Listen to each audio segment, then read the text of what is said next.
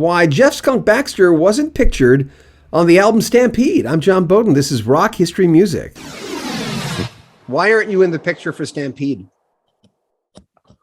Because I was still in both bands, Steely Dan and the Doobie Brothers, and was just making the transition.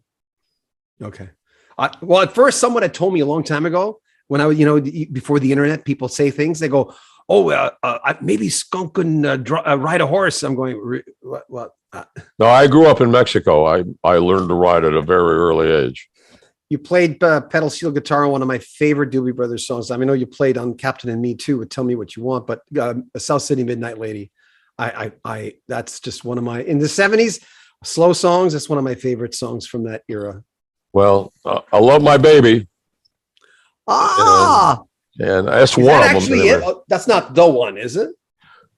No, I'm trying to remember the steel that I played on South City Midnight Ladies. I think was my Emmons D10. I think, or it was my Sierra. I'm not sure. By the way, you're in the whole Defense Department thing.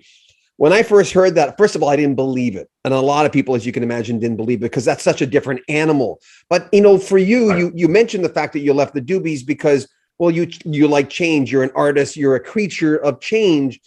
But for instance, with you, you're the example of someone, you just knew now. You knew you could sing before, but all of a sudden now you're a singer and you did a damn good job. No one could say you're not a singer. But very kind. But is that how you're wired? The fact that if change comes, you go, oh, what happens if I press this? Well, I always thought that, I guess I've adapted the motto of the U.S. Marine Corps. The difficult we do immediately, the impossible takes just a little longer. I just feel that I like the challenge. Things don't frighten me. When something is different, my first thought really is, how can I do this? As opposed to, I just never had that. Maybe it's the way I was brought up. My dad was obviously a very inventive guy, senior executive vice president of J. Walter Thompson, the biggest advertising agency in the world, which was all about being creative, perception management, messaging, all that, which takes a very, very creative mind to produce a product. I like the challenge, and to me, I don't see any difference between anything that I do. I've explained to a number of my colleagues in the defense world that a radar is just an electric guitar on steroids. Once you understand the physics, you're on your way. Just a question of how you look at it.